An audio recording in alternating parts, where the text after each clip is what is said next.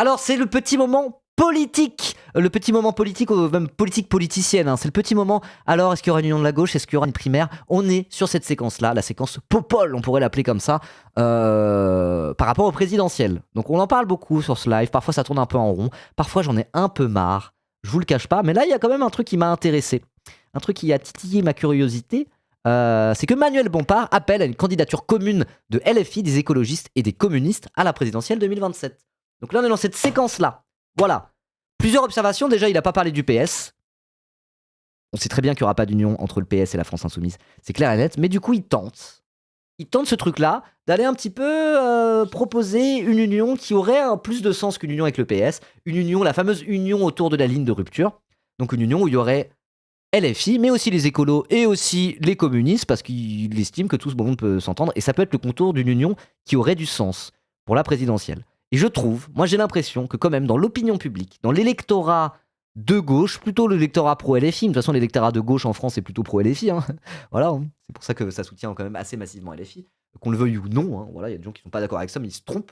Voilà, LFI est au cœur de l'électorat de gauche, c'est le premier parti de gauche en France, parce que le PS, bon, c'est vite fait la gauche, et en tout cas au sein de l'électorat de gauche, quand même, LFI est relativement hégémonique. Et je trouve qu'au sein de cet électorat de gauche, il y a quand même cette envie de se dire non mais attendez. Pourquoi le PCF, ils sont pas avec LFI? Ils sont quand même proches en termes d'idées, non? Pourquoi les écolos, ou au moins une partie des écolos, se rapprochent pas de LFI? On parle d'union de la gauche à tout bout de champ, il y a le PS qui casse les couilles, tout le monde le déteste. Pourquoi il n'y a pas une union sans le PS? Peut-être que ça pourrait gagner une présidentielle ou gagner des législatives. Peut-être que ça, il pourrait y avoir un engouement, une dynamique autour de ce type d'union. Une union sans compromission. Voilà. Justement, ça regarde Sandrine Rousseau qui a l'air d'être sur cette ligne-là. Ça regarde certains au PCF qui ont l'air d'être sur cette ligne-là aussi. Comme Stéphane Peu qui a fait une interview à Saïra il y a pas longtemps. Que je vous invite à aller regarder. L'interview était vraiment très très bien. Ah. Donc au sein de l'électorat, c'est un truc qui marche. Hein. On a vu vilain syndicaliste. Alors pourquoi je parle de vilain syndicaliste? Parce que bon, c'est un peu. C'est la gauche, comment dire. Lui, il est plutôt pro LFI, mais. Je l'ai vu sur Instagram là. Il avait posté un truc en mode. Mais voilà quelle union il faut. Il faut LFI avec les écolos type Sandrine Rousseau, le PCF type Stéphane Peu et Elsa Fossillon, un petit soutien du NPA, peut-être un ou deux générations, et puis let's go, on a notre union de la gauche. Hein. Ça part. Et pourquoi je parle. Je veux dire, il a dit ça, c'est un avis qui est extrêmement consensuel. On pourrait même dire la gauche normie. J'aime pas trop ce terme. Mais on pourrait dire que la gauche normie est plutôt assez d'accord avec ça, quoi. Il fallait voter Chonchon, il a quel avis? On s'en fout. On s'en fout de ce gars.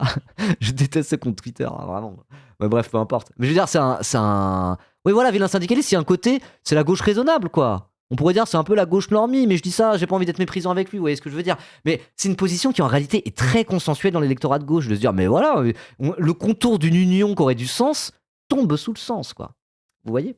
Il faudrait un peu de NPA, un peu de PCF, un peu d'écolo, LFI, même un peu de génération, et voilà, quoi. Tous ceux qui sont un peu en mode gauche de rupture, qui sont en mode nique le macroniste, on veut pas refaire du Hollande. Je veux dire, je trouve qu'il y a vraiment cette position-là, cette union de la gauche-là, elle est quand même souhaitée par beaucoup au sein de l'électorat de gauche, quoi. Alors évidemment, il y a des logiques d'appareil, des logiques politiciennes qui font que c'est pas si facile à faire, ça se fait pas en claquant des doigts, évidemment, mais il me semble que c'est quand même le genre de proposition qui est assez populaire à gauche en réalité. Hein. Assez populaire à gauche, et quand Manuel Bompard fait ce move-là, a proposé précisément ce genre d'union, sans le PS, je pense que même si ça marche pas au niveau des directions des écolos et du PCF, parce qu'il y a des logiques d'appareil et des logiques politiciennes, je pense que c'est le genre de choses qui peut avoir un écho au sein de l'électorat de gauche. Je pense que l'électorat de gauche, dans sa grande majorité, est plutôt pour ce genre d'union-là, quoi. Voilà. Une union autour d'un vrai projet. Bah, c'est mieux que pas d'union autour d'un vrai projet, quelque part. Vous voyez ce que je veux dire? C'est pas l'union à tout prix. Et c'est certainement pas l'union au prix de la compromission. Voilà. Il sait ce qu'il fait. Bah ouais, il sait que ce genre de proposition est populaire au sein de l'électorat de gauche, quoi. Et moi, je trouve ça assez logique en vérité. Imaginons que ça se fasse.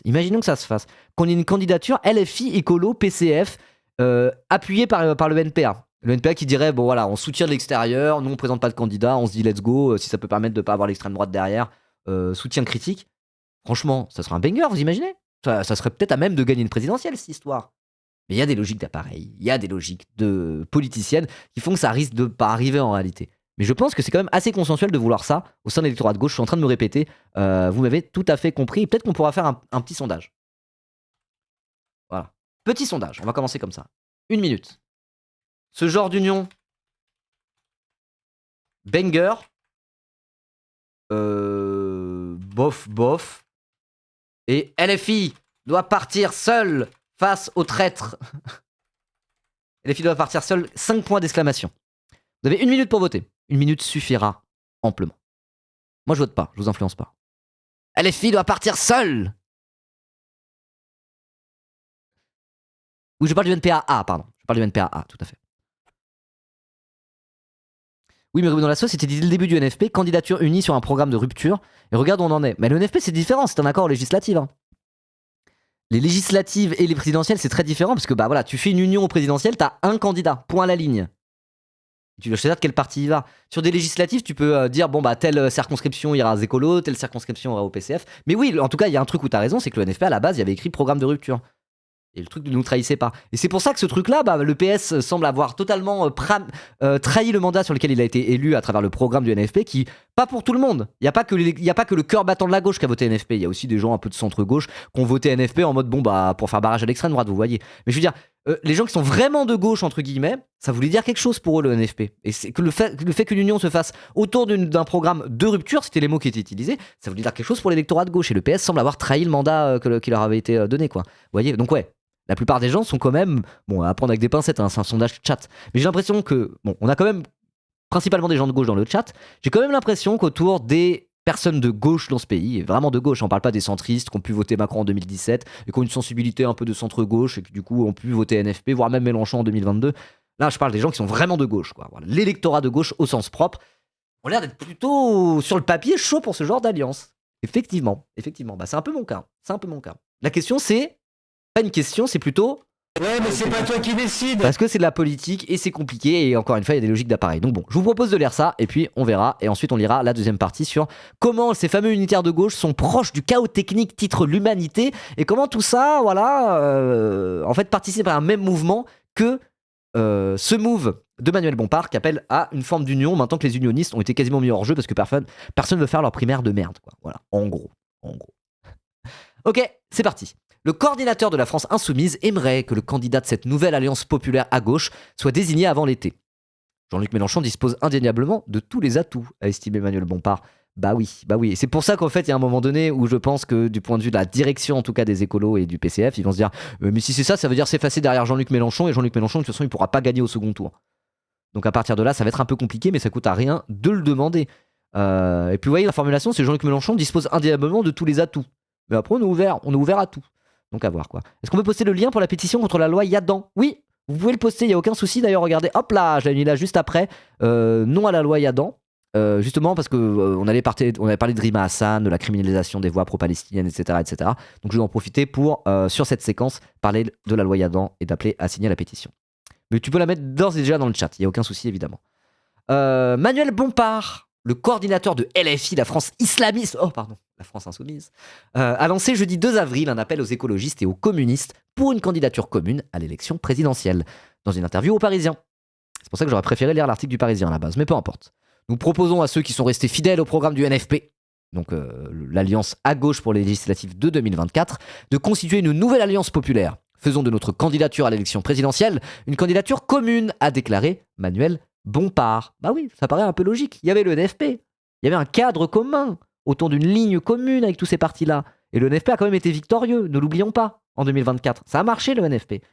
Le NFP a déjoué les plans de Macron, qui voulait mettre la gauche plus bactère pour se positionner seul face au RN et rejouer le coup du barrage républicain. A priori, c'est ça qu'il voulait faire. Mais le NFP a déjoué les plans de Macron et a déjoué les plans de Bardella aussi, en déjouant les sondages et en mettant le RN 3e et le NFP 1er. Voilà. Donc il y a ce truc-là, et y a pas mal de Français se souviennent de ça. Il y a plein de gens qui sont en mode, le NFP, on n'y pense plus, tout ça, c'était juste un accord électoral, ça a mené à rien, regardez où ça a mené, Bayrou Premier ministre, c'était de la merde.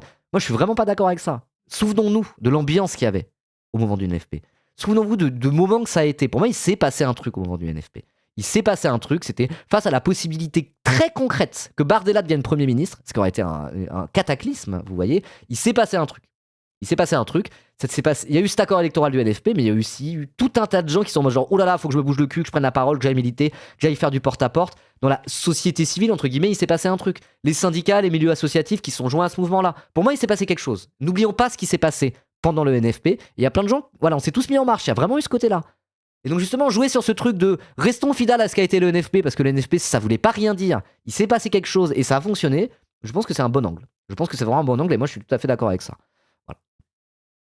Il a appelé un accord dans le même temps sur le programme et sur les candidatures aux élections sénatoriales et législatives, avec la mise en place d'un conseil politique pour mener en cohérence ces deux élections. Ok, en tout cas, il insiste sur le programme. Il peut pas y avoir des élections. Il peut pas y avoir d'unité qui ne soit pas sur les bases d'un programme commun. Ça paraît évident. Ça paraît évident. Une union sans programme, c'est de la merde. C'est une union juste pour faire l'union. C'est de la tambouille politicienne, une union sans programme. Une union sur la base d'un programme, là, ça commence à parler. Là, ça commence à parler. Et c'est justement tout le problème de la fameuse primaire des écologistes de machin bidule. Il faut faire une primaire pour toute la gauche sur la base de quel programme, sur la base de quelle ligne, sur la base de quelle idée, on sait pas. Et donc rien que pour ça, un peu naze. Hein. Un peu naze cette histoire de primaire de la gauche unitaire. Et c'est pas pour rien qu'effectivement ça n'a pas pris et ça ne prendra pas, un spoiler. Voilà. Ok, revenons sur les élections municipales de mars.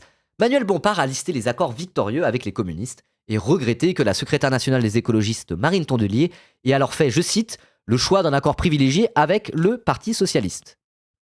Je dis aux écologistes et aux communistes, plutôt que de répéter les erreurs du passé, venez prendre votre part dans la bataille décisive qui s'ouvre. Mettons-nous en mouvement avant l'été, a plaidé Manuel Bompard. Moi j'ai envie d'y croire. Je pense que ça va être un peu compliqué. Mais je pense que le truc, c'est que si Bompard il fait ça aussi, je pense que ça va être compliqué avec la direction, avec Marine Tondelier, elle voudra pas. La direction des écologistes, ils voudront pas. Côté PCF, ça a l'air assez compliqué. Alors, il y a un congrès fin juin, début juillet, à voir comment ça fonctionne ou pas. Vu qui vote au sein du PCF, il y a quand même de bonnes chances pour que la ligne Roussel soit reconduite et que du coup, la direction ne veuille pas faire ça. Mais au sein des militants du PCF ou des sympathisants, à voir. Hein, à voir. En tout cas, je pense qu'il peut y avoir un décalage entre la base et la direction, à la fois chez les écologistes et à la fois chez le PCF. Aussi un décalage entre la direction et les sympathisants. Donc voilà, ça peut être aussi une manière de mettre ça dans l'air pour que peut-être que tout un tas de sympathisants et de militants vont être plutôt chauds pour faire ça, là où les directions vont pas être chauds et auquel cas, bon, on verra à quoi ça mène tout ça. Mais à un moment donné, les directions des partis, elles sont rien sur leur base. Hein. Voilà. Donc si la majeure partie des électeurs de gauche, des sympathisants de gauche, du peuple de gauche est sur cette ligne-là, c'est pas une mauvaise idée d'en parler. Vous voyez ? Bah non, parce que si la base vote Roussel au prochain congrès, ça voudrait dire que la base est anti-LFI. Mais c'est pas uniquement la base qui vote au congrès, c'est ça le truc. C'est les gens les plus investis dans le PCF. C'est les gens qui sont historiquement souvent au PCF depuis très longtemps, quoi. Quand on regarde qui vote, c'est pas uniquement les sympathisants, et c'est plus compliqué que ça sur le vote du PCF. Il y a une surreprésentation des roussellistes dans les congrès, de ce que j'ai cru comprendre. Les militants Coco détestent l'AFI, et bah dans les gens qui sont historiquement un peu liés au PCF, qu'il est encore il y a pas longtemps, peut-être qu'ils se sont barrés ou qu'ils sont encore un peu proches du PCF, ils détestent pas tous la LFI, en tout cas il n'y a pas que des roussellistes, mais au congrès, bon... Je sais pas, c'est compliqué. Mais c'est pour ça que, ouais, je sais pas. Dans tous les cas, s'il y a quelque chose qui se fait de cet ordre-là, une union sur la ligne de rupture qui, du coup, de fait, pour les présidentielles, par pragmatisme, se ferait plutôt autour de LFI, et que le PCF décide de partir en solo avec Roussel, je pense que le PCF va sortir ratatiné de cette histoire. Hein. Et je pense qu'il y a plein de gens au sein du PCF ou qui gravitent autour du PCF qui n'ont pas envie de voir ça. Je pense que le PCF va se tirer une balle dans le pied s'il décide de faire full Roussel en 2027 comme ils ont fait en 2022. Bon, Roussel, il a plus de buzz. Et Roussel, sa ligne s'est montrée inefficace. Quoi. Ils ont fait que des scores à 2%. Il a même pas été réélu député. Donc à un moment donné, s'ils repartent en 2022, déjà 2022, il y a plein de gens qui étaient en mode mais qu'est-ce qu'il nous fait Roussel, ça sert à rien. Mais s'il refait la même chose en 2027, ça va être extrêmement impopulaire auprès de la majeure partie des gens de gauche. Et sauf quelques-uns au PCF. Mais genre, enfin, vous voyez, c'est... Je pense que ça va... Le PCF va pas sortir grandi d'une candidature Roussel en 2027. Hein. Je pense qu'ils vont se tirer une balle dans le pied s'ils font ça. C'est mon avis. Voilà. Bref. Revenons sur les élections municipales de mars. Et pour les écolos, c'est encore différent. Je pense qu'il y a aussi une volonté auprès d'une partie de la base écologiste, pour le coup, à ne pas aller faire n'importe quoi pour les présidentielles. Et typiquement, Tondelier qui part en solo, alors qu'il y a déjà trois candidatures à gauche, pour faire 3%, je pense que si elle fait ça, elle est finito. Elle est en perte de vitesse un peu, Tondelier. Il y a eu quand même quelques trucs ces derniers temps, donc à voir. Mais je pense qu'effectivement, ce genre de proposition de Bompard parle énormément aux électeurs de gauche, pour le coup. Peut-être un peu moins aux directions des partis concernés. Mais bon, qui c'est qui compte le plus à la fin ? Les apparatchiks des politiciens de carrière ou le peuple en lutte ? Moi, je vous pose la question.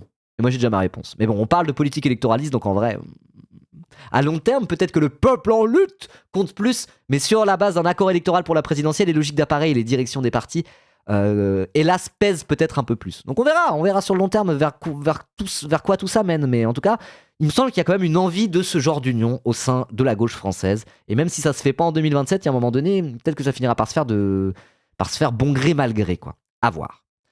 À l'Assemblée nationale, les parlementaires insoumis, communistes et écologistes votent de la même manière dans l'écrasante majorité des cas. A encore fait valeur Manuel Bompard, il a tout à fait raison. Le député insoumis a précisé qu'au-delà des forces politiques, cette proposition s'adressait aussi aux syndicalistes, militants associatifs, personnalités du monde de l'art et de la culture, intellectuels, streamers, non il n'a pas dit streamer, dans le but de tourner la page de la Macronie et de battre l'extrême droite. Et là-dessus, il ravive un peu l'esprit du NFP finalement. L'esprit du NFP qui a quand même laissé un bon souvenir au sein d'une bonne partie de l'électorat de gauche, quoi. En réalité. Effectivement, c'est pas qu'un accord électoral, il faut aussi que se greffe à ce mouvement de fond d'union populaire des syndicalistes, des militants associatifs, des personnalités du monde de l'art et de la culture et des intellectuels. C'est ce qui s'est précisément fait pour le nouveau Front populaire en 2024. Et ça a marché. Donc voilà. Il essaye de refaire une espèce de NFP sans le PS parce qu'il a trop trahi. Mais pour la présidentielle, sauf que pour la présidentielle, l'éléphant au milieu du couloir, il s'appelle Jean-Luc Mélenchon. Et si on veut faire ça, venant de Manuel Bompard et de la France Insoumise, et sachant que le poids qu'a Jean-Luc Mélenchon, effectivement, ça devrait se faire derrière Méluche, ça, à ce moment-là. Et ça, c'est ce qui fait que plein de gens, c'est ce qui fait que chez les écolos et au PCF, ils se disent, bah non, parce que si on fait ça, à la fin, ça sera pour perdre face à Bardella au second tour. Donc il n'y a aucun intérêt à faire ça. Sauf que peut-être qu'au contraire, et c'est justement moi, c'est ça le truc qui me saoule dans l'histoire, c'est que peut-être que si on prépare dès maintenant les choses bien, si ça se fait autour de Mélenchon, parce qu'il se trouve que c'est un véritable poids lourd de la politique, un bulldozer qui a une force de frappe que personne ne peut lui enlever et que personne ne peut lui contester, et à ce moment-là, voilà, pour 2027, qu'on le veuille ou non, peut-être que ça devrait se faire autour de Mélenchon. Ouais, mais c'est pas toi qui C'est décide. ni vous ni moi qui décidons. Pour 2027, peut-être que ça se fera comme ça parce que genre il n'y a pas vraiment d'autre choix en réalité. Vous voyez, il a un poids politique que personne d'autre n'a à gauche. C'est un véritable bulldozer. Mais il a quand même aussi ce côté repoussoir. Donc peut-être que justement pour enlever ce côté repoussoir, créons les conditions d'un Mélenchon un peu plus consensuel et dédiabolisé. Et qu'est-ce qui pourrait créer les conditions de ça pour effectivement qu'il perde pas face à Bardella au second tour? Une union, un cadre unitaire, un élargissement de LFI à d'autres gens qui sont moins diabolisés, comme les écolos et le PCF. Pourquoi il ne gagnera pas face à Bardella? Parce qu'il a quand même été très diabolisé et il y a un effet repoussoir. En tout cas, c'est ce que les gens disent, c'est ce que les gens disent beaucoup, c'est ce que les observateurs politiques disent, et ce que les sondages disent. Mais bon, les sondages, encore une fois, les sondages donnent Bardella une écrasante victoire sur Mélenchon. En vérité, je pense que s'il se retrouve au second tour, la victoire, ça pas si écrasante. Mais bon, en cas de second tour Bardella-Mélenchon, je veux dire, c'est pas une auto-win pour Mélenchon juste grâce au barrage républicain. En vrai, on va serrer les fesses si ça arrive. Moi, je vais serrer les fesses et vous serrez les fesses aussi. Arrêtez de faire les mythos à se dire. Moi, je serais pas sur ce truc-là à dire mais non, si Mélenchon arrive au second tour, il gagne forcément au barrage républicain, il éclate en débat. Non. Faut prendre la montée de l'extrême droite au sérieux, faut prendre la fascisation de l'espace politique au sérieux. Il est loin d'être gagnant automatiquement s'il y a un Mélenchon Bardella au second tour. Mais il est loin d'être perdant automatiquement. En tout cas, peut-être qu'on pourrait se donner les moyens d'une victoire. Et se donner les moyens d'une victoire, justement, ça peut passer par une forme de normalisation de Mélenchon, une forme de dédiabolisation, etc., qui passerait par un cadre unitaire qui participe à dédiaboliser Méluche, quoi. Méluche qui est là pendant un an à être en mode papy Méluche, apaisé, grand sage de la République, avec un cadre unitaire autour de lui qui est en mode genre bon, on arrête les conneries, la diabolisation et le machin bidule. Pour moi, ça serait les conditions justement d'un Mélenchon victorieux s'il veut gagner un second tour. Vous voyez? Donc les gens qui disent on peut pas faire d'union autour de Méluche malgré son immense poids politique parce qu'il va forcément perdre au second tour. Non, justement. En faisant une union, ça pourrait peut-être justement lui permettre de ne pas perdre au second tour. Et à ce moment-là, si vraiment vous êtes de gauche et le but c'est de battre l'extrême droite et de faire un vrai programme de gauche appliqué à l'Élysée, autant s'en donner les moyens, quoi. Vous voyez? Quand je dis ça, c'est de manière totalement pragmatique. C'est pas par mélenchonisme orthodoxe, quoi. Vous voyez ce que je veux dire? Et moi, pendant longtemps, j'étais en mode peut-être que le chemin vers la victoire, ça serait une candidature LFI quand même parce qu'ils ont un poids au présidentiel que personne d'autre n'a. Mais peut-être que si effectivement le problème, ça serait un effet repoussoir Mélenchon, éventuellement on met un autre que Mélenchon, comme ça tout le monde vient faire l'union et fait union autour d'une ligne de rupture portée par LFI, et il se trouve que c'est pas Méluche. Moi, il y a quelques années, je me disais pourquoi pas, on peut au moins en discuter. Mais là, on a un an de la présidentielle, c'est trop tard pour ça. Arrêtons de se voiler la face, on sait très bien comment ça va se passer. On sait trop bien que c'est trop tard pour faire une candidature solide à gauche qui soit pas celle de Méluche. Il va y aller. Est-ce qu'on peut arrêter de se voiler la face 5 minutes et d'être un peu pragmatique et matérialisme et prendre ses responsabilités, quoi. Voilà. Bompard, bon candidat, posé, efficace, très bon sur les plateaux télé. Pourquoi pas? Non, c'est naïf, ils ne voudront pas non plus. JLM n'est pas un repoussoir, mais un prétexte. Je suis assez d'accord avec ça, mais je disais, il y a quelques années, on pouvait discuter que peut-être, effectivement, la meilleure stratégie serait de mettre quelqu'un d'autre que Mélenchon. Parce que, enfin, quand même, le niveau de diabolisation de Jean-Luc Mélenchon, je pense que ça a quand même un peu des effets. Je pense que dans le cadre d'une belle campagne présidentielle, ces effets peuvent être très largement amenuisés. Mais je veux dire, il y a un tel niveau de diabolisation autour de lui. Moi, je flippe quand même un tout petit peu de ça. Et à côté de ça, malgré ça, il faut peser le pour et le contre. Il a un poids politique que personne d'autre n'a. Donc, quoi qu'il en soit, ça sera lui le candidat. Je vois pas qui d'autre, vous voyez. Mais après, on peut aussi réfléchir en mode, est-ce que la diabolisation a pas quand même fait suffisamment d'effets pour que ça soit un peu compliqué pour lui, quoi. Voilà. Je veux dire, essayons d'être un peu nuancés dans cette analyse. Parce que le débat qui consiste à dire, mais non, de toute manière, tu mets n'importe qui à la place de Mélenchon, il sera autant diabolisé. Oui, mais est-ce qu'il aura 10 ans de diabolisation dans les pattes et 3 ans de diabolisation absolument exécrable suite au 7 octobre, comme Méluche, quoi. Je sais pas, hein. En tout cas, on peut en discuter, vous voyez, on peut en discuter. C'est pas que de la mollesse que de se poser la question, vous voyez. Mais dans tous les cas, il est trop tard pour se poser cette question. On va pas se poser cette question à 1 an des présidentielles. On sait très bien comment ça va se passer. Donc, soyons pragmatiques et soyons responsables. Voilà. Après, je sais pas, hein, de toute façon, Mélenchon, 2027, ça sera probablement sa dernière présidentielle. La question de qui au lieu de Mélenchon, etc., pour, on va dire, porter la gauche institutionnelle d'un point de vue électoral, cette question, elle va se poser très vite. Hein. Dans 1 an, cette question se pose. Parce que Mélenchon, il y a quand même de très bonnes chances pour qu'il ne reparte pas en 2032, il aura 80 piges. Et moi, pour le coup, Mélenchon 2032, je suis pas pour. Parce que normalement, le vieux, très bien. Mais commencer une élection présidentielle, faire une campagne à 80 ans, pour savoir, hein, place à la jeunesse 5 minutes, quoi. Voilà.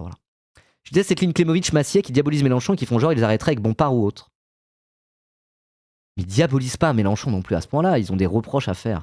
Oh bon, bref, peu importe, j'ai pas envie d'aller sur ce débat-là, on s'en bat les couilles. Dans tous les cas, Mélenchon, il sera candidat en 2027, on est quasiment sûr. Maintenant, à chacun de prendre ses responsabilités. Voilà, personne n'a son poids politique, dont acte. Voilà, dont acte. Après, encore une fois, on peut être critique de Mélenchon et de certains trucs. Moi aussi, je le suis en question, de là parler de diabolisation.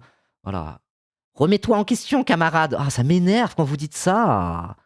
Ça m'énerve quand vous dites ça. Eh, vous savez quoi? On peut ne pas être tout à fait d'accord. Être en mode, mais tu devrais faire ton autocritique. Bah, vous aussi, remettez-vous en question, camarade, à ce moment-là, non? Ça marche que dans un sens. Ça me fatigue. En vrai, ça me fatigue. Voilà. Et on verra comment ça se passe. Il y a un monde où il y a un post-Mélenchon où au final la diabolisation fonctionne moins bien. Parce que tout ça prend du temps. La diabolisation de Mélenchon, c'est pas fait en 1 jour. Enfin, vous voyez ce que je veux dire? Bref. Et moi je dis ça dans tous les cas, je redis ce que j'ai à dire. Ces débats-là, on pouvait les avoir il y a quelques temps en mode genre. Mais de toute façon, tout le monde avait ce débat-là après 2022. Après 2022, les gens n'étaient pas majoritairement en mode non, seul Mélenchon peut assumer, ça sera lui en 2027. En 2022, après la présidentielle, les sympathisants de LFI, moi je parlais avec beaucoup de sympathisants de LFI, j'en parlais aux amphis. J'avais été aux universités d'été de la France Insoumise en 2022, après le très beau score de Mélenchon à la présidentielle. Et je parlais avec plein d'insoumis et ça se posait la question de bah ça sera qui du coup en 2027? Mélenchon il commence à être vieux. Je veux dire, c'est pas. Je veux dire, on peut débattre de ça. C'est pas de la mollesse où forcément on se trompe, quoi. On a le droit de pas être d'accord. Voilà. Mais enfin, moi, j'ai même pas un avis arrêté. Et dans tous les cas, on est d'accord sur un truc. Faut arrêter de se voiler la face là-dessus. Mélenchon, il va être candidat en 2027 parce que personne n'a son poids politique. Personne n'a ce poids-là. Le bulldozer Mélenchon, quand même, au présidentiel, il est plus approuvé. Donc voilà, quoi. Mais après, on verra comment ça se passe. Hein. Ça se trouve, le très beau score de 2022 et la dynamique exceptionnelle, la magnifique dynamique dont on a pu profiter, ça se trouve, ça va prendre moins bien pour des raisons qu'on n'a pas vu venir. Quoi. Voilà, soyons pas dans une vision quasiment messianique de l'élection de 2027. On verra comment ça se passe. Il y a un monde où peut-être on va être un peu déçu, des trucs qu'on n'aura pas vu venir, des dynamiques qu'on n'aura pas vues. Et c'est pas grave. C'est pas grave. On verra comment ça se passe. Ça se trouve, on sera un peu déçu en 2027. La vie politique française ne s'arrêtera pas en 2027. Et vous savez quoi? Y compris en cas de victoire de Bardella. On verra pour la suite. Moi, il y a un truc qui m'énerve, c'est que je trouve qu'on est trop sur 2027 avec ce côté Mélenchon gagne en 2027 ou sinon derrière, c'est la fin. Et moi, je suis pas de cet avis-là. Il y a un truc où ça fatigue un peu. On peut même déjà penser à après ce qui va se passer en 2027, les législatives et même après. Le monde s'arrêtera pas en 2027, quoi. Et moi, je trouve qu'il y a certains, mais c'est normal, c'est parce qu'on serre les fesses, on est dans une période historique qui est extrêmement compliquée, mais je trouve que parfois, dans nos débats, il y a un côté un peu genre, ça fait 3 ans qu'on est en mode genre, go Mélenchon all-in 2027, et dans tous les cas, Mélenchon partira très bon pour 2027, et moi je ferai sa campagne si c'est le cas, évidemment, vous inquiétez pas avec ça, parce que je suis responsable, vous voyez, et je suis de gauche. Mais, on peut réfléchir, on peut débattre aussi, quoi, ça va, tranquille. Il y avait ça là pour Klemovic qui dit en mode. Il a juste dit j'ai peur d'un scénario où Mélenchon fait une campagne, mais ça fait pas non plus les 22% la dernière fois parce qu'il y aura des dynamiques différentes. Et il y aura justement ce narratif de il faut éviter le Bardella Mélenchon en second tour. Et j'ai peur que quand même un Édouard Philippe réussisse à fédérer suffisamment autour de lui pour être au second tour face à Bardella, et que Mélenchon, même s'il fait une belle campagne, c'est pas suffisant, et que derrière on se fasse baiser à devoir encore faire soit vote barrage pour Édouard Philippe, soit juste en mode on en a plein le cul. Il a dit ça. En fait, dire ce scénario est plausible et j'ai vraiment peur que ce scénario arrive là. Je veux dire, c'est pas, enfin, ça va, c'est pas un drame quoi. Enfin, genre, c'est mesuré comme avis, tranquille.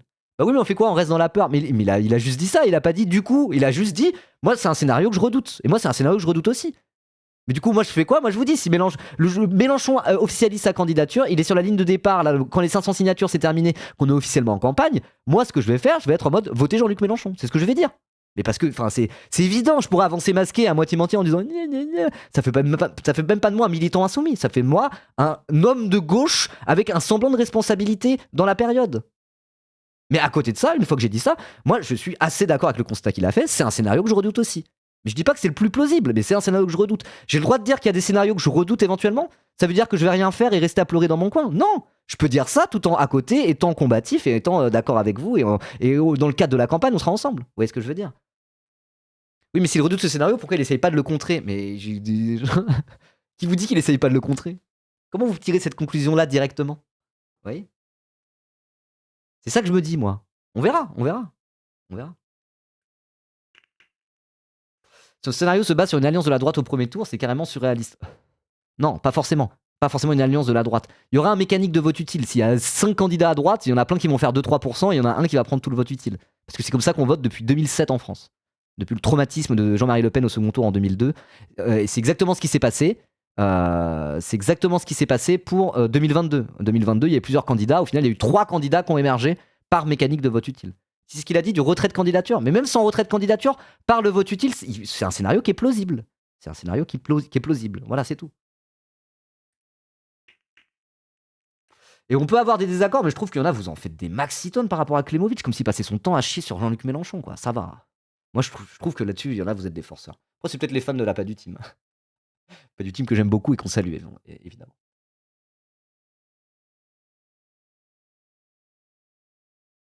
Parce que Pas du Team, c'est bon.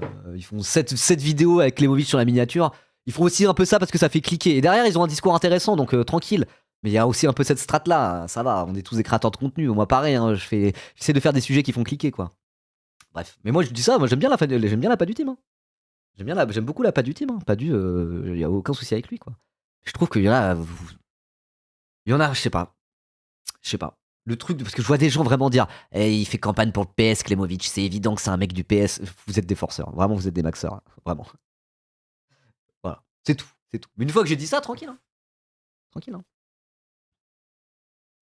Je cautionne le truc sur le Mélenchon antisémite. Il a pas dit Mélenchon est antisémite. Il a dit moi, j'ai pas été à l'aise avec la séquence Glucksmann. Et moi, je l'ai dit aussi. Il y a un truc où ça m'a mis mal à l'aise. Voilà. Aussi. Surtout le coup, derrière, il refait une blague là-dessus. J'ai pas envie de repartir dans ce débat. Je trouve que le registre qu'il a utilisé à ce moment-là, c'était pas terrible et il aurait pu éviter. Voilà. Mais je pense pas qu'il soit antisémite. Stop ce débat, j'en ai plein le cul. Vraiment, j'en ai plein le cul. Vous me cassez les couilles. C'est même pas de ça dont je parlais à la base. Hein. Débat de con.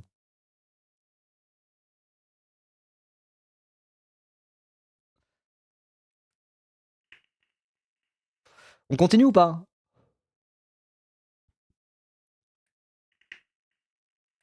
Je lis les commentaires du coup.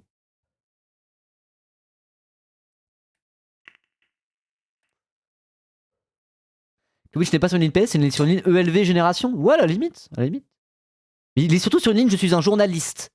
Et ce qui est le plus important pour moi, avant le fait d'être ultra stratégique, c'est de m'en tenir à ma déontologie et à mon honnêteté intellectuelle supérieure. Pour moi, s'il y a une vraie critique à faire de Klemovic, c'est ça. C'est la même critique qu'on peut faire sur les journalistes. Et moi, c'est une question que je me suis beaucoup posée. Et j'ai fait le choix de être pas totalement un journaliste. Vous voyez? Pour moi, c'est ça la vraie critique sur Klemovic. C'est qu'à un moment donné, dans la période, parfois il y a des trucs que tu penses, est-ce que tu veux vraiment en faire un sujet? Moi, c'est plus ça la critique qu'on pourrait faire à Klemovic. Et moi, c'est une question que je me suis beaucoup posée. Et typiquement, il y a des trucs, parfois j'ai envie d'en parler. J'en parle au détour d'une conversation avec le chat. Je donne mon avis en mode mais tranquille. Et j'en fais pas un sujet. Je le mets pas dans mon titre. J'en fais pas une miniature. J'en fais pas un sujet. Vous voyez? Et moi, c'est la décision que j'ai prise et je me suis vraiment beaucoup posé de questions par rapport à tout un tas de trucs. Y compris des trucs qui concernent LFI. Donc pour moi, c'est ça la vraie critique sur Klemovic. C'est qu'il est en mode non, les logiques politiques viennent derrière les logiques d'honnêteté intellectuelle et de déontologie journalistique. Jamais je ne me retiendrai d'émettre une critique, même si c'est pas le bon timing. Moi, c'est plus ça que je pourrais critiquer, c'est c'est ce côté un peu journalistique. Une critique, on pourrait aussi dire de Mediapart, vous voyez, typiquement. Parce que le problème, c'est que c'est des anti-LFI, ou c'est plus que dans le timing, ils font des critiques qui sont inentendables parce qu'elles sont en même temps que l'intégralité de la classe médiatique qui leur chie dessus. Pour moi, c'est plus ça. C'est plus ça, la critique que je pourrais faire à Mediapart et à Klemovic. Voilà. Mais bon, tranquille après, hein, tranquille. Ouais, une position d'universitaire, un peu en surplomb, un peu journalistique, un peu de l'honnêteté intellectuelle. Mon honnêteté intellectuelle prime sur tout le reste. Et moi, je trouve que dans la période, il y a une forme presque d'irresponsabilité. Voilà. Moi, c'est ça la critique que je pourrais faire sur Klemovic. Et je pense que là-dessus, on peut tomber d'accord, du coup, là-dessus. Après, sur le fond des critiques, parfois, qu'il peut faire, y compris à Jean-Luc Mélenchon, je trouve que ça reste relativement nuancé. Et il force pas, quoi. C'est pas de la diabolisation, en tout cas. Voilà. On est d'accord? C'est bon, on a trouvé une position consensuelle? Très bien. Bref, allez, on continue. Ok, donc il a confié. On était où? On était là. Du coup, revenons à Manuel Bompard qui propose une union de la gauche. Le Rassemblement national menace. Nous allons avoir besoin d'une formidable mobilisation populaire pour le battre. Nous l'avons fait en 2024. Nous pouvons le faire à nouveau en 2027, a-t-il ajouté. La dynamique est du côté de la ligne de rupture, a-t-il défendu. Il a confié que le candidat de cette nouvelle alliance populaire devrait être une personnalité dont l'expérience, la profondeur politique et la détermination font référence. Je me demande de qui il parle là. Jean-Luc Mélenchon dispose indéniablement de tous ses atouts, c'est vrai, a-t-il jugé, en ajoutant que la France insoumise déciderait de sa candidature en temps voulu.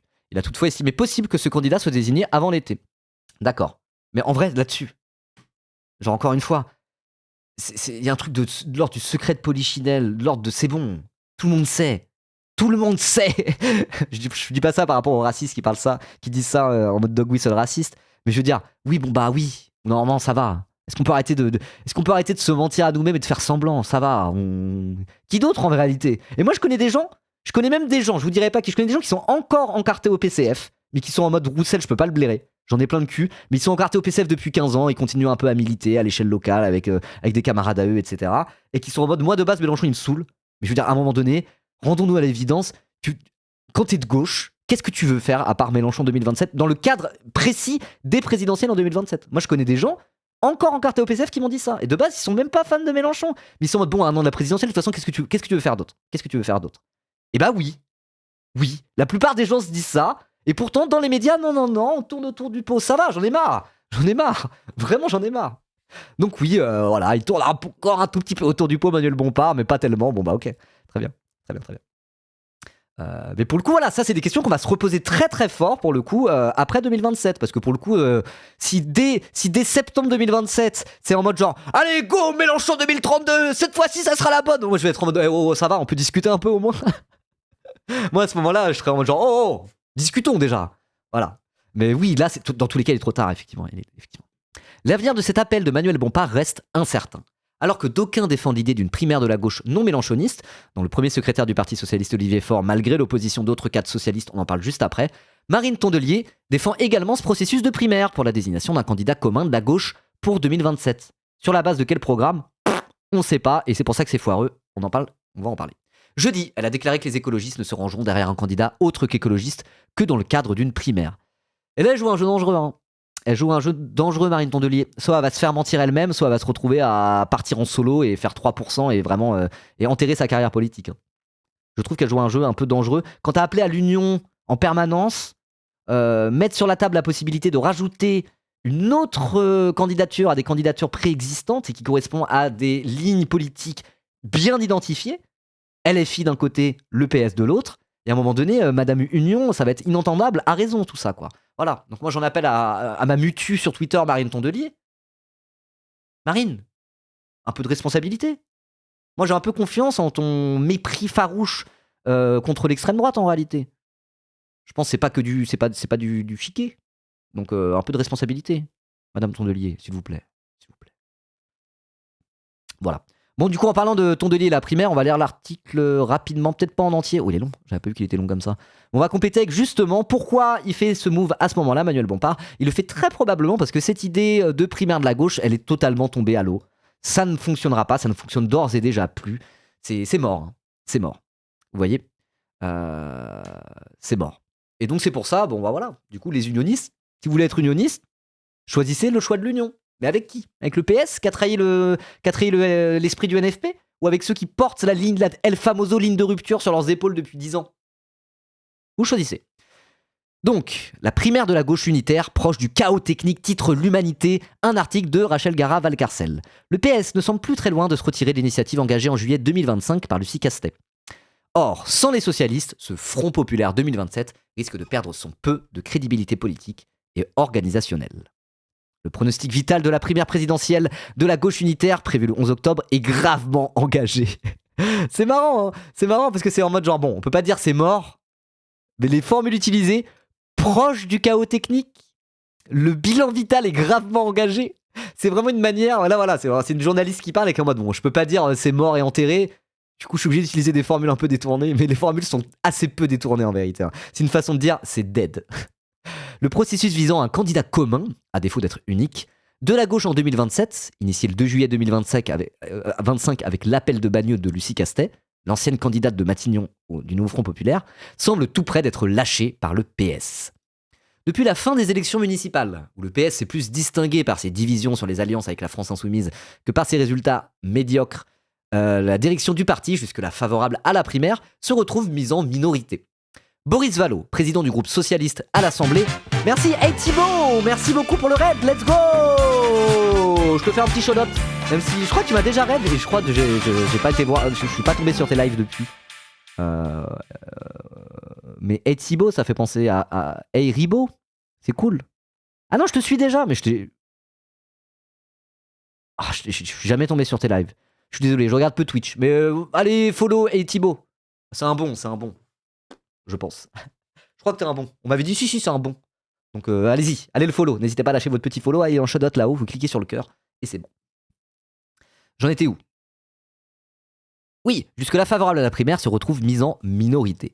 Boris Vallaud, président du groupe socialiste à l'Assemblée nationale, sans qui Olivier Faure n'a pas de majorité dans les instances du PS, s'est rapproché de l'opposition, comme Carole Delga, Nicolas Mayer-Rossignol, le rival au congrès d'Olivier Faure, etc. Leur cible, le premier secrétaire du parti à la Rose, et la primaire, les deux. Parce que voilà, leur cible c'est Olivier Faure et ce qu'il porte comme ligne, c'est-à-dire la primaire de la gauche. Donc ça on en a déjà parlé, hein, on a fait toute une VOD là-dessus, n'hésitez pas à aller regarder sur la chaîne YouTube, on va pas revenir dessus.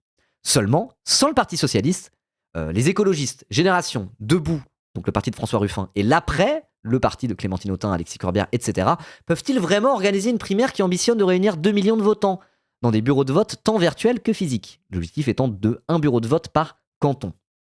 Il est permis de douter de la crédibilité organisationnelle d'une telle entreprise.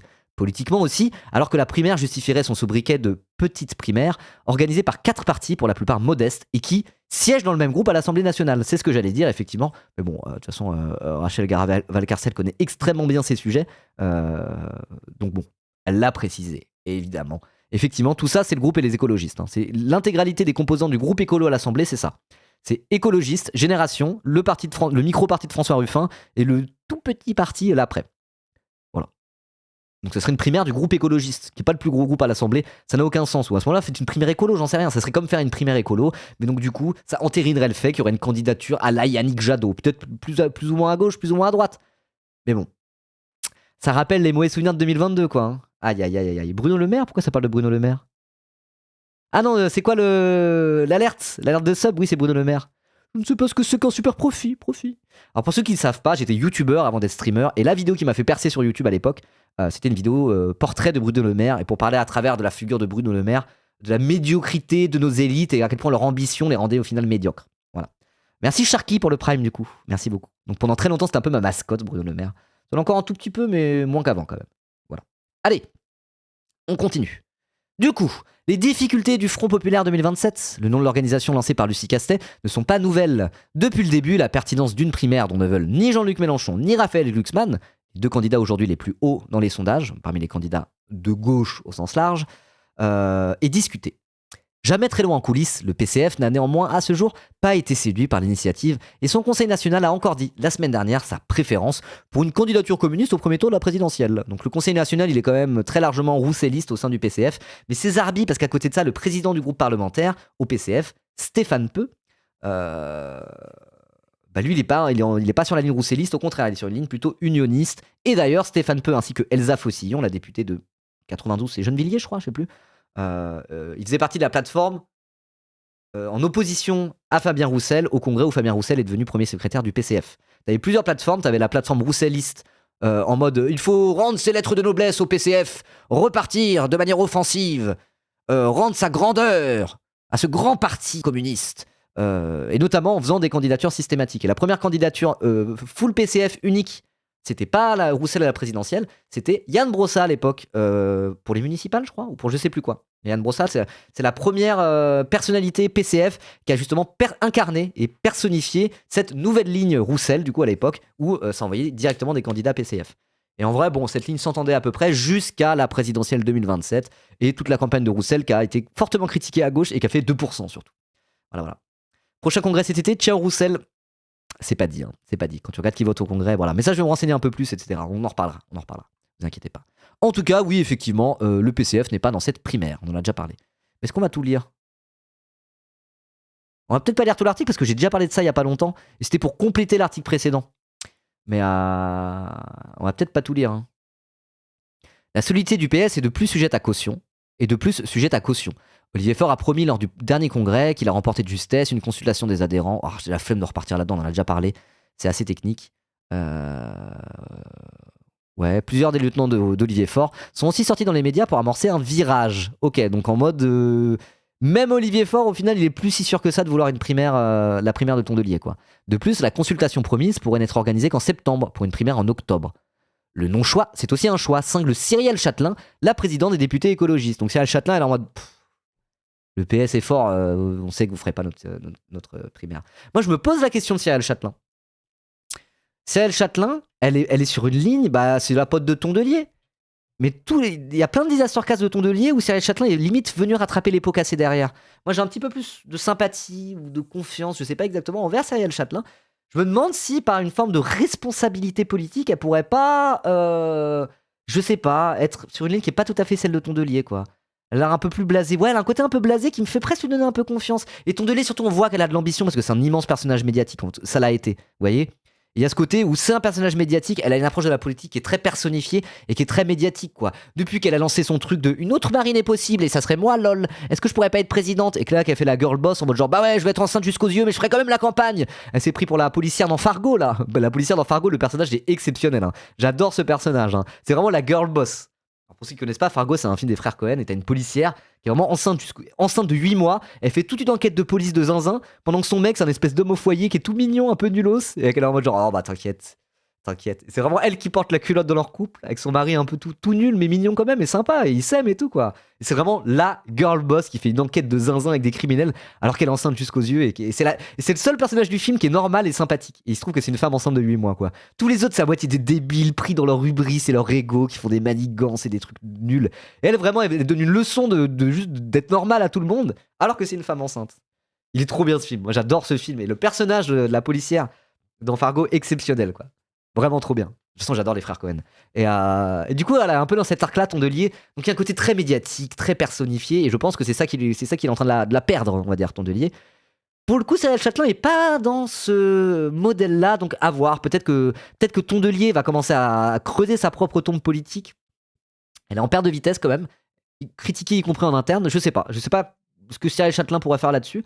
À voir, mais à suivre, hein, parce qu'il y a Sandrine Rousseau d'un côté, qui elle pousse pour une autre ligne. Il y a quand même une perte de vitesse de Tondelier et sa primaire, quoi. Les résultats au municipal, pas fou du tout pour les écolos qui ont perdu plusieurs villes. Aveu de défaite un peu pour la ligne Tondelier, du coup, finalement, hein, parce que c'est la responsable, c'est la première secrétaire du parti. Et en plus, là, sa fameuse primaire qu'elle nous vend depuis des mois, sa ligne unioniste à tout prix qui est en train de prendre l'eau très très vénère. À voir comment tout ça va se goupiller, mais je sais pas. À surveiller. Ok. En tout cas, Cyrielle Châtelain, voilà. C'est vrai qu'elle cingle et elle est un peu blasée. Je sais pas, à voir, je sais pas. Dans ce contexte, les tenants de la primaire ont un peu de mal à cacher leur agacement, voire leur pessimisme. Il est certain que l'on n'a pas pour l'instant réussi à enclencher une dynamique, a reconnu mardi dans Libération Lucie Castet. Un peu facile pour Boris Vallaud, pas toujours anti-primaire, qui reproche au Front Populaire 2027 de ne pas avoir sincèrement cherché à attirer Raphaël Glucksmann. Bon bah ça va aussi, Raphaël Glucksmann, dès le début, il était en mode « je ne ferai pas de primaire ». Il faut un candidat qui soit dans la clarté. Et la clarté, elle est simple. Nous n'avons rien à faire avec la France insoumise. Il faut draguer des macronistes. Donc oui, fallait faire quoi pour attirer Raphaël Glucksmann, lui dire allez, on fait une primaire, c'est toi qui la gagne et ça sera toi notre candidat, Raphaël, promis. Ça va. Officiellement, le député des Landes, on parle de Boris Vallaud, assure être pour une plateforme commune de la gauche non mélenchoniste, blablabla. J'ai la flemme, on en a déjà parlé. Je vous propose de partir directement sur le dernier paragraphe, parce que là c'est relativement technique. L'article est très bien. L'article explique en profondeur pourquoi ça pue la merde cette primaire, et c'est très bien. Mais en vrai, on a déjà parlé de ça, et on a déjà un peu fait le tour. Donc je vous propose de lire juste le dernier paragraphe. Or, si les moyens technologiques ne sont pas les mêmes qu'il y a 15 ans, le savoir-faire forgé à l'époque semble avoir disparu. Donc même techniquement, ça semble compliqué de faire cette primaire. Déjà politiquement, ça n'a pas trop de sens de faire cette primaire-là dans le contexte, mais en plus même techniquement, la simple organisation d'une telle primaire, ils auraient du mal à le faire. Aussi, le Front Populaire 2027, donc c'est le nom de Tondelier, Castet et compagnie, leur espèce de mouvement, leur primaire quoi, ne veut pas d'un vote via le vrai mode de scrutin de la présidentielle, uninominale majoritaire à 2 tours. À cette heure, la décision n'est pas fixée et une partie des organisateurs ne semble pas tous maîtriser les effets des alternatives, aussi bien sur le résultat que sur le dépouillement. Un problème au contraire anticipé à en croire l'entourage de Lucie Castet, le Front Populaire 2027 ayant déjà prévu et budgété un dépouillement numérisé, voire un vote numérique, même dans les bureaux de vote physiques. Seulement, si la primaire est autofinancée par les votants, appelés à donner 1 ou 2 euros au moment de voter, il va bien falloir avancer les frais. Et sans le PS, cela pourrait se révéler compliqué. Ok, donc en plus de l'impossibilité politique à faire cette primaire, parce que ça a de moins en moins de sens, en plus même d'un point de vue sous et logistique, c'est la merde quoi. Ok. Il ne faut pas se noyer dans les détails techniques, tranche Marine Tondelier. Ce n'est pas vrai que la primaire ne se fera pas juste pour une question technique. Si on veut que ça marche, il y aura un chemin, une possibilité. Ouais, mais c'est pas toi qui décide. Non, ça m'a. Oh là là. Elle est en train de s'enfoncer là-dedans, Marine Tondelier. Elle est en train de creuser sa propre tombe politique, j'en ai bien peur. Elle se tire une balle dans le pied, Marine Tondelier. Aïe. Bon, elle a eu son heure de gloire, si soit-il. Ce n'est pas totalement faux. Cela dit que, voilà, il y a le chemin, une possibilité. Dans les atterroiements des dernières semaines, une partie de la gauche prouve peut-être aussi qu'elle ne croit plus à une victoire possible l'année prochaine. Perdu pour perdu, à quoi se fatiguer à chercher un compromis ? C'est intéressant ça, ok. C'est peut-être aussi Tondelier, les écolos qui disent de toute façon la gauche gagnera pas en 2027. C'est mort, donc on prépare déjà la suite. Quitte à faire une fameuse candidature de témoignage pour ne continuer à exister politiquement. Si c'est ça, ça craint. Et on voit bien que derrière tous ces beaux discours sur l'union de la gauche et en appelant à la responsabilité de tout un chacun pour battre l'extrême droite, derrière, quand on a la tête d'un parti politique, les logiques d'appareil et parfois même les logiques carriéristes carrément finissent par prendre le dessus, en tout cas prendre une place centrale dans le positionnement des différents hommes et femmes politiques. Et ça craint. Ça craint de fou. Donc voilà, en tout cas je voulais reparler un peu de la primaire, même si l'article était un peu long et technique, et en fait, bon, c'était pas hyper adapté, mais voilà. Je veux dire, la fameuse proposition de Bompard de faire une union de la gauche autour de la ligne de rupture, cette main tendue aux écologistes et au PCF, s'inscrit aussi dans le fait que plus personne ne croit en cette primaire, et pour moi c'est un signe de plus que cette primaire est morte et enterrée. Mais bon, je voulais surtout parler de la main tendue de Bompard, de la proposition de l'union, mais du coup voilà, les deux sont quand même un petit peu liés. Donc voilà, maintenant que l'union à tout prix et sans programme semble tomber à l'eau, ce qui était quand même attendu depuis assez longtemps, peut-être qu'on peut commencer à avancer une autre forme d'union, un autre contour, une autre unité qui serait possible autour de la fameuse ligne de rupture. Pour moi, c'est quand même ce que les électeurs de gauche, dans une bonne majorité, souhaiteraient donc avoir. Est-ce que les logiques d'appareil et de personnes vont prendre le dessus sur la volonté du peuple de gauche, sur la responsabilité face au fascisme ? Bah pas sûr, hein. Pas sûr. Ça sert à rien de préparer l'après-fascisme ? Bah si. Donc ça veut dire que ça sert à rien de préparer l'après. Si jamais Bardella gagne, on arrête de militer, c'est fini. C'est fini. Si Bardella gagne en 2027, c'est fini. Moi j'arrête, je ferme la chaîne, et puis on reste chez nous et on fait rien. Non. Ça c'est un discours de doomer pour le coup. Faut pas dire de toute façon Bardella il va gagner, c'est sûr, il y a rien à faire. Faut absolument pas faire ça. Il faut faire tout ce qui est en notre pouvoir entre guillemets pour avoir la plus belle candidature de gauche à même de battre l'extrême droite et tout. Évidemment, il faut un contre-discours, il faut une contre-proposition. Mais si Bardella gagne en 2027, faut pas se dire que tout est fini. Hein. C'est pas vrai. Après, faut pas se concentrer sur l'après. Tout à fait. Dire de toute façon 2027 c'est foutu, on se concentre sur l'après 2027. Effectivement, c'est un discours de perdant de faire ça. Faut pas faire ça. Mais faut se dire les deux. Faut se dire on va faire tout ce qu'on peut pour 2027, tout en évidemment se dire que la gauche est absolument pas garantie de gagner en 2027, évidemment, et que Bardella a quand même des chances très loin d'être négligeables d'être élu président de la République. Et si c'est le cas, il faut aussi l'anticiper et peut-être aussi voir 2027. Pas juste faire des candidatures de témoignage ou je ne sais quoi, mais je veux dire, une gauche la plus belle et forte possible, Belle au sens, voilà, pas une gauche de compromission, pas une gauche Raphaël Glucksmann, mais faire une gauche qui a de la gueule.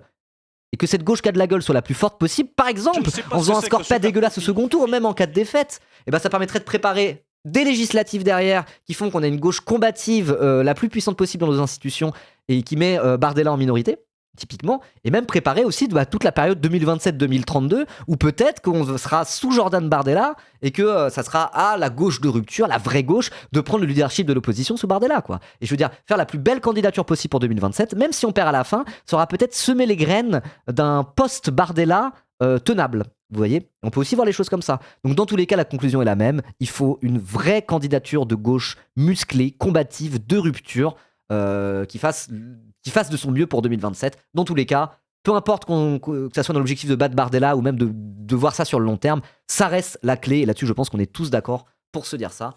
Et voilà. Mais il se trouve que cette candidature-là, il y a quand même 99% de chances que ça soit Mélenchon qui la porte. Qu'on le veuille ou non, qu'on le regrette ou pas, peu importe, soyons pragmatiques, arrêtons de se voiler la face, et let's go, quoi, voilà. Qu'est-ce que vous voulez que je vous dise? Merci le renard pour ton 2e mois d'abonnement. Et en tout cas, dites-moi ce que vous en pensez. Amis de YouTube qui regardez la VOD. Voilà, c'est intéressant. Et abonnez-vous.